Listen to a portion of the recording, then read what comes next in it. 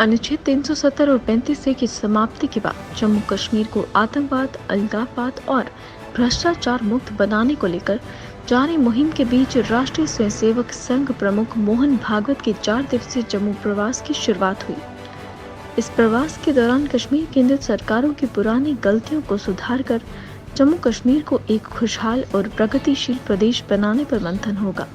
साथ ही नए जम्मू कश्मीर में सबको साथ लेकर चलते हुए राष्ट्रवाद को और मजबूत बनाने पर जोर दिया जाएगा।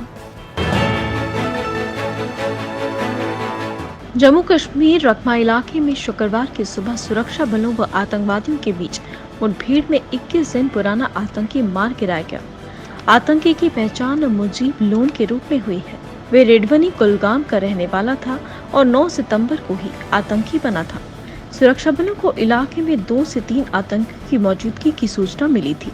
ऐसे में आतंकी के मारे जाने के बाद भी सुरक्षा बलों ने आसपास के क्षेत्र में अपना सर्च ऑपरेशन जारी रखा है। अभी 4 दिन पहले ही रविवार को उत्तरी कश्मीर के बांडीपुरा स्थित वाटनेरा इलाके में सुरक्षा बलों और आतंकियों के बीच मुठभेड़ में लश्कर तैयबा के कमांडर सहित 2 आतंकियों को मार गिराने में सफलता मिली थी। पूर्व मुख्यमंत्री कैप्टन अमरिंदर सिंह ने उनके भारतीय जनता पार्टी में जाने की अटकलों पर विराम लगा दिया है। गुरुवार को दिल्ली से लौटने के बाद एयरपोर्ट पर मीडिया से बात करते हुए उन्होंने कहा कि वे कांग्रेस में नहीं रहेंगे और न ही भाजपा में जाएंगे। इसके साथ ही नवजोत सिंह सिद्धू पर हमला बोलते हुए उन्होंने कहा कि वे कहीं से भी चुनाव लड़े, वे उसे जीतने नहीं देंगे। Sidhu is not the right man for Punjab and अगर वो लड़ेगा, जहाँ से भी लड़ेगा, मैं उसको नहीं जीतने दूंगा। आपने कहा कि आप जो है कांग्रेस से अलग हो जाएंगे, कब आप इस्तीफा जो है वो भेज रहे हैं सोनिया गांधी को?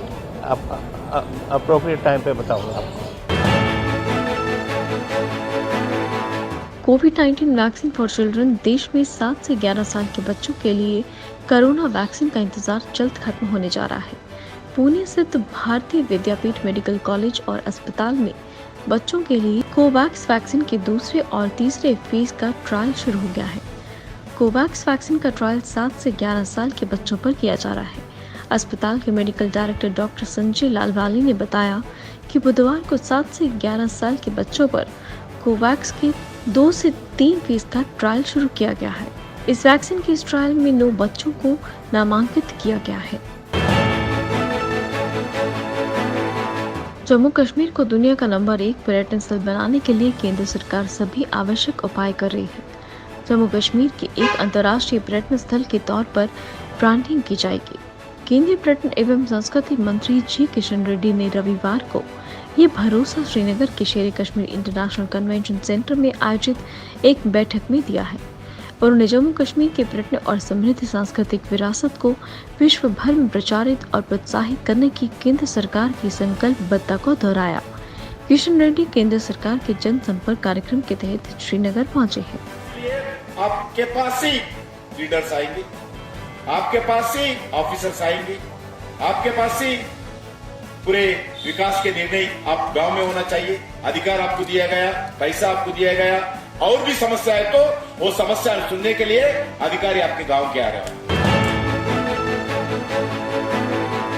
लद्दाख में प्रशासन ने सर्दी की तैयारियां शुरू कर दी है। प्रशासन जरूरत का सारा सामान अक्टूबर माह में जुटा लेगा ताकि पूरी सर्दियों में किल्लत का सामना न करना पड़े।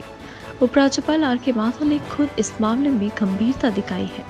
सर्दी के दिनों में लद्दाख का सड़क संपर्क पूरी तरह कट जाता है। इसके चलते सब्जियों और अन्य खाद्य सामग्री की आपूर्ति सड़क मार्ग से पूरी तरह बंद हो जाती है।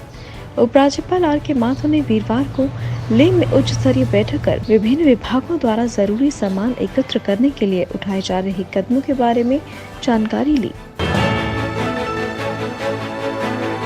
प्रदेश में वीरवार को कोरोना संक्रमण के 110 नए मामले सामने आए हैं। इनमें से 26 मामले जम्मू संभाग से सामने आए तो वहीं 84 मामले कश्मीर संभाग में सामने आए हैं। इसी बीच प्रदेश में संक्रमण के 110 नए मामले सामने आने के साथ ही अब तक संक्रमित हुए लोगों की संख्या 3,29,430 हो गई है। वहीं दूसरी ओर वीरवार को जम्मू कश्मीर में इलाज करवा रहे 153 मरीज ठीक होकर अपने घरों को लौट गए। ठीक होने वालों में से 26 मरीज जम्मू संभाग से हैं तो वहीं 127 मरीज कश्मीर संभाग से हैं। जम्मू पठानकोट नेशनल हाईवे के राया मोड़ पर वीरवार को जम्मू कश्मीर अपनी पार्टी के संभागीय अध्यक्ष मनजीत सिंह के नेतृत्व में स्थानीय लोगों ने दिल्ली कटरा एक्सप्रेसवे के खिलाफ प्रदर्शन किया। इस दौरान लोगों ने national highway authority of India के खिलाफ जमकर नारेबाजी की। प्रदर्शनकारियों का कहना था कि सरकार को उपजाऊ और पहले से आबाद इलाकों से एक्सप्रेसवे निकालने के बजाय इसे कंढी इलाकों से निकालना चाहिए था। इससे किसी का नुकसान भी नहीं होता।